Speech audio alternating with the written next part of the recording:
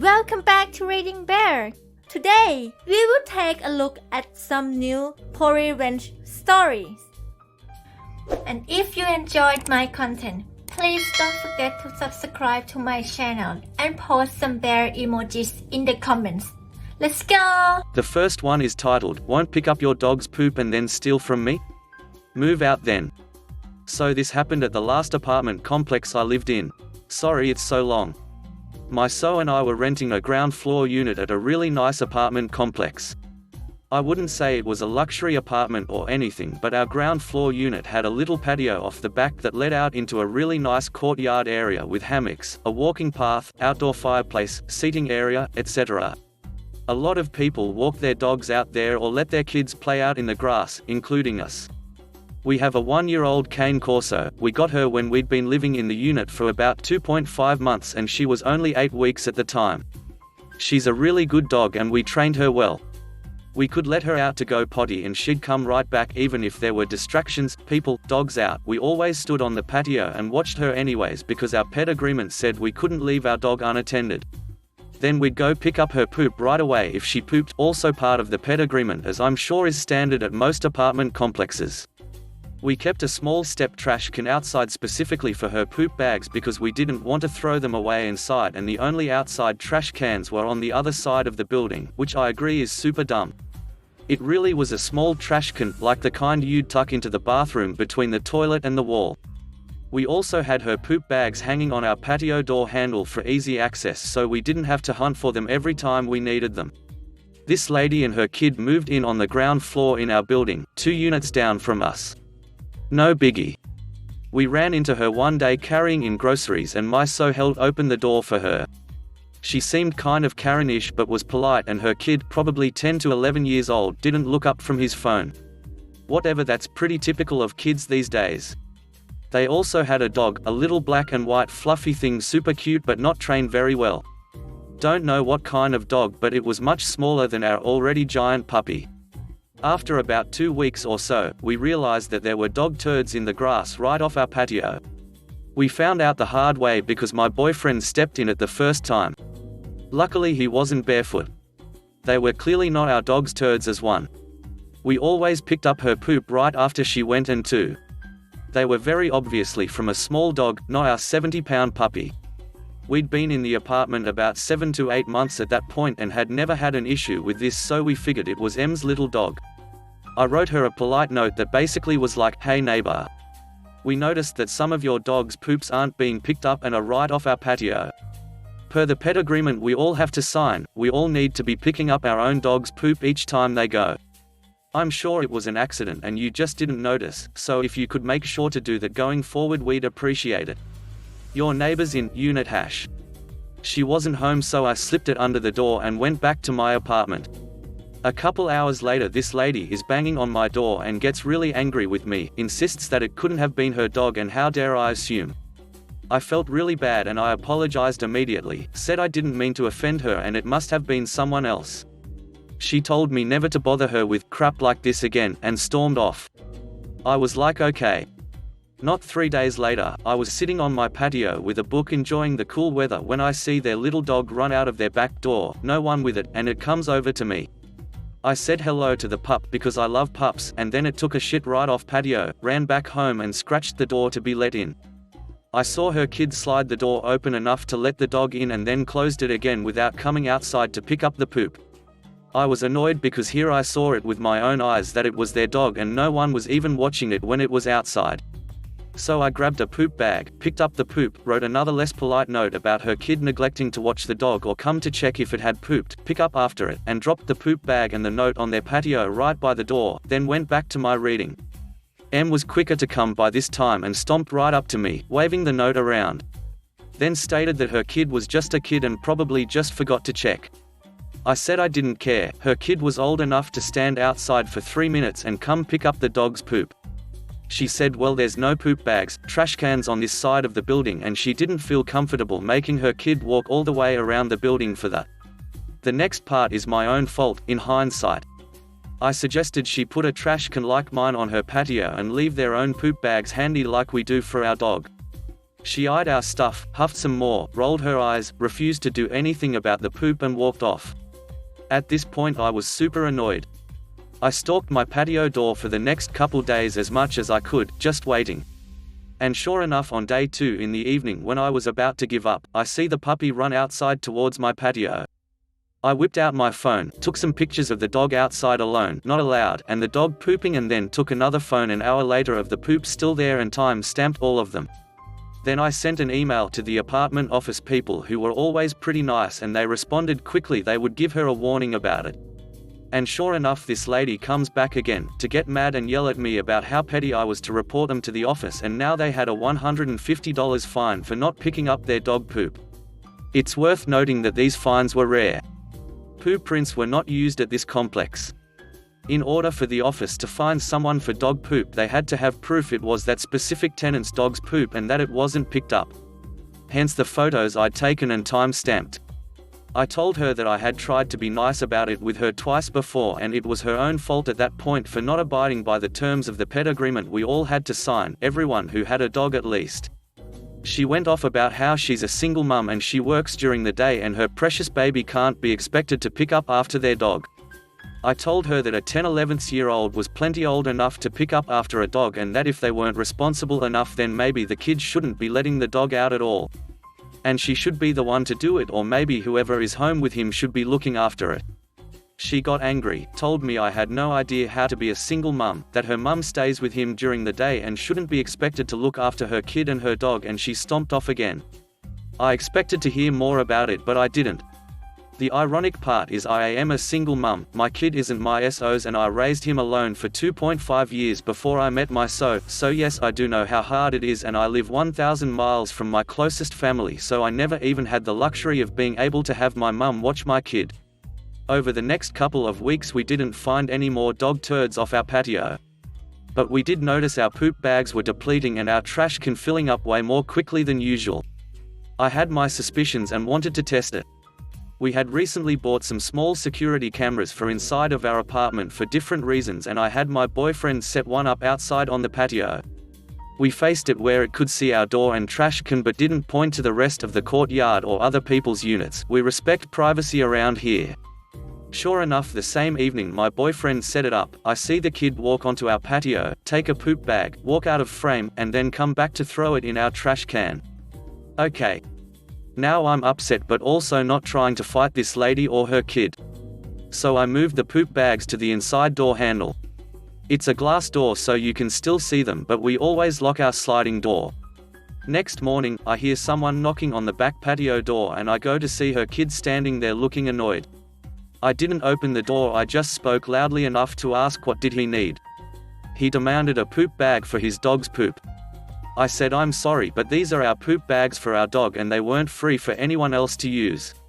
The apartment provides poop bags in a dispenser near the trash can on the other side of the building. Kid started demanding a poop bag, saying his mum told him he could use ours, slapping his hands on the glass a few times, trying to scare me.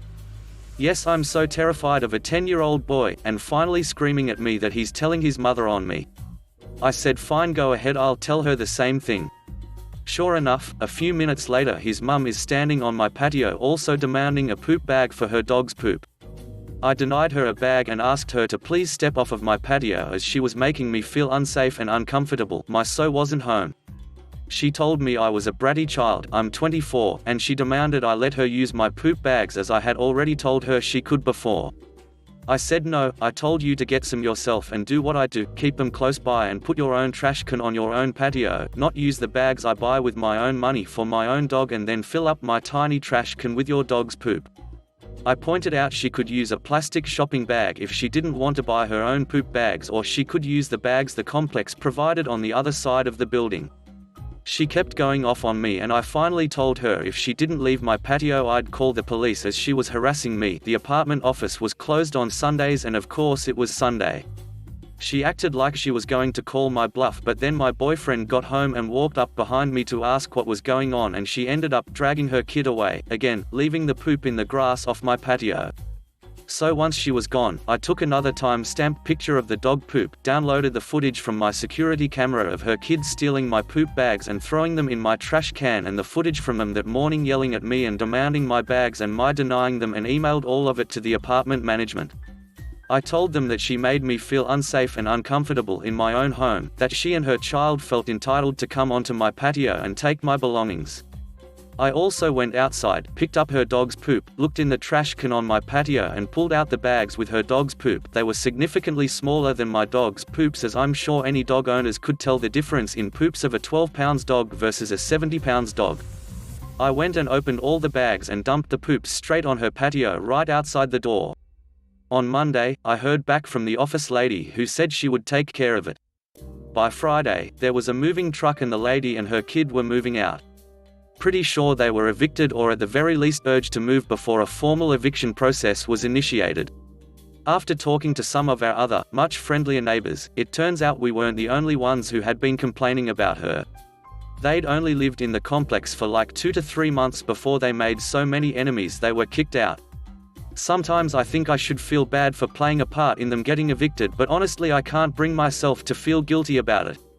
Not my fault she was a lazy entitled bitch who couldn't even be asked to get a shopping bag to pick up her dog's shit. I never heard from her about the turds I dropped on her patio, but I like to think she stepped in them without looking and knew better than to come witch to me about it. The next one is titled, Noisy Resort Neighbor Gets His Secret Spilled. My wife and I decided to go to Southern California for the holidays. We found ourselves a nice resort and checked in. All was well until we noticed that the walls in our room were very thin. As we entered our room, we could hear our next door neighbor talking and having an argument with his girlfriend. We shared one common wall with them. They were shouting pretty loud and we could hear everything through the wall. We'll refer to this guy as Noisy Neighbor, NN. NN kept fighting with his girlfriend about something she said earlier. We didn't follow, wasn't interested, and decided to go eat and explore around the town we were in. We came back around 10 at night and all was quiet. We figured that NN and his girlfriend already went to bed, so we went to bed as well. Turns out he was out. NN and his girlfriend come back at 12 laughing and really loud. Loud to the point that we could hear them and hear their entire conversation. Looks like they made up after the fighting that morning. We hear the girlfriend say that she is hungry and NN calls for pizza delivery. It was there that we heard NN's name, phone number, and credit card info, not that we would do anything with it. They kept chatting and laughing and we could hear every bit of their conversation through the thin walls. Wife and I try earplugs, radio, and everything we could think of to drown out the noise. We were hoping that they would eventually turn in for the night and there would be some peace and quiet. Yet NN was full of energy and boyish laughter. Finally at 2 a.m. we decided to call the concierge and let the resort security deal with it. The resort we stayed at was meant for mindfulness and mediation, so it did enforce some quiet hours. Security called them up and told them that they were too loud and to keep their voices down. This did the trick for some time and we fell asleep. Only to be woken up again at around 5 a.m. to some really loud making love. Like moaning and screaming from the girlfriend. After they were done with their business, they washed up and just kept talking. Laying there in bed I heard all about NN's job, where he was from, where he grew up, his political views, and so on. Finally at 6 or so we called up the front desk again. This time security actually came and knocked on their door to tell them to keep their voices down as it was still officially quiet hours. NN and his girlfriend were furious that they could be disturbed when they were just having fun and having a good time. They claimed that they weren't loud at all, and why can't they just have some fun? They threatened to leave poor reviews for the resort and made sure that all of their friends would hear about this. Security took that all in, gave them their warning, and left. After security left, NN and his girlfriend started talking crap about wife and me through the wall, knowing that we could hear it. Stuff like, our neighbors are such buttholes. What's wrong with making love with my girlfriend, huh? Too loud for you idiots, and just deliberately talked to his girlfriend in a really loud voice. Talking about how great the sex was and how she was going to scream and moan louder next time. I was frustrated at this time, with very little sleep. I took out my cell phone and recorded everything that we were hearing, hoping to show the front desk just how little soundproof the room was and hopefully ask for a room change. But then something happened. At 7 or so, we heard NN's phone ring and suddenly NN and girlfriend were really silent. Then I hear NN say, "Hi, less than NN's wife greater than how are you, sweetie? I just woke up here at the conference. Long day ahead. I miss you so much." It turns out NN was cheating on his wife with his mistress over Christmas. At this point my wife and I hatched a plan. With all the information that we had on NN, his wife's name, and where they lived, we started combing Facebook and yellowpages.com for more information. Lo and behold, we found what NN looked like, old man in his 50s, and his wife. All the information matched up with what he had been talking about all night and plus his zip code when he ordered pizza. A bit more digging, and we found where NN's wife worked and her email address. A simple Outlook.com email address later I compressed the recording I had and sent it to NN's wife. The best part is that the recording contained NN's wife's phone call to NN, so she had no doubt it was definitely NN. Exhausted with little sleep, my wife and I decided to just get up and go get some breakfast around town. We come back a few hours later and stop by the concierge's desk. We wanted to thank them and their security for trying to help us get some sleep and to ask for another room. Turns out we didn't need a room switch. They checked out this morning, a few days earlier than scheduled. The concierge told us. She mentioned something about an urgent family concern that NN had to attend to. Looks like our plan had worked much better than we had hoped for. The rest of our stay at the resort was quiet and uneventful, no one else checked into that room. I did show the front desk parts of my recording just so they know that they need to work on soundproofing their rooms in the future. The next one is titled, "It's Better to Be Safe Than Sorry." My auntie told me this story a while back. My aunt is a paramedic and used to drive an ambulance in England. One afternoon, she and her colleague were driving along a motorway in work time when she noticed a BMW weaving in and out of traffic, driving well over the speed limit. The driver was also braking in the fast lane in front of cars and generally being an all-round butthole. Before too long, the driver, going around 80/90ths of a mile per hour, spun out and careered off the road into a ditch. Regardless of his buttholery, they immediately headed to the scene to offer aid. Amazingly, the driver only suffered very minor injuries and was refusing to receive any medical aid. He needed to be somewhere. My auntie, however, wanted to make sure she did her job properly and refused to let the man leave or get out of the car. She told him to stay still and remain seated whilst they checked for any neck or back injuries, which he clearly didn't have. Being the professional that she was and wanting to make absolutely sure that no further injury could arise, she called in the fire brigade to cut the man out of his car. And they ducking did. They cut the roof of this guy's BMW off to allow for easier access. To say he was upset was an understatement, but as she said to him, "It's better to be safe than sorry. Maybe he'll think about the consequences of driving like an idiot in future." The last one is titled, "Claim Harassment Against Me? Get Fired." At one point, I was managing a small team of business development reps at a small software company. These are the recent grads that would be phone monkeys, making cold calls trying to set up appointments for the real salespeople. I had two reps at the time, Amy and Paul. They were young, but hungry. They listened to training, and were generally great employees. At one point, Paul and I realized that we had some mutual friends, and that helped our relationship. Fast forward a few months from their hiring, and my boss grabs me one morning for a meeting with our. Apparently, Amy had filed a harassment complaint against me, alleging some crazy things. She reported that my single goal was to ruin her career, and that I would make sure she was fired. The HR meeting was a formality, as no one believed it, but they had to do the investigation. Nothing came from it, but I would never be alone in a room with Amy again. If she came to talk to me with no one around, I would go to a common area of the office or invite someone into the discussion. A few more months, and Paul asked me to be a reference. The company was a mess, and the CEO was running it into the ground. I was more than happy to do it, as I was job hunting myself. I just asked that he keep me in the loop about interviews and offers, and I would cover his time out of the office. Not surprisingly, he landed a job pretty quick and gave his notice to me. Also at this time, IT was doing hardware upgrades to laptops, adding more RAM, allowing us to run the latest version of our product for demos. I coordinated with IT to have both their machines done one day, and told them to take a long lunch. Well, a little over a year before this happened, one VP had been fired.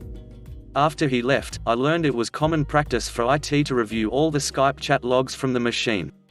Luckily, it meant me getting a small bonus because the VP was trashing the company to me, but I wasn't, and I was vaguely praising the CEO. I'm no dummy, and don't have those conversations over channels that can be reviewed.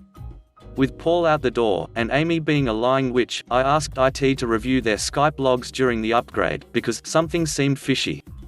I was right. Even though Amy deleted her chat logs, Paul didn't. There were chats in there about how they were both job searching, and Amy had gotten an admin password for our CRM. She had been pulling customer lists to take with her. Furthermore, she had been bragging about receiving a $1,500 bonus to drop the harassment complaint against me, as the CEO was worried that any complaints or lawsuits would scare away the investors needed to keep the company going. Oh, and she chatted that they made me sign a non-disclosure about it, but they won't find out. Oh, she was toast. Director of IT and I went straight to HR and the CEO with the printouts. The decision was quick, both were to be terminated immediately. Amy for unauthorized access of data and breach of her non-disclosure, and Paul for some bullshit reason of not reporting her. They got back from their lunch, and I immediately called them into our. Paul was given a 2-week severance, but Amy needed to pay back her $1,500 hush bonus. Because of her gross misconduct, she wasn't eligible for severance or unemployment, and the repayment was deducted from her final check and quarterly bonus.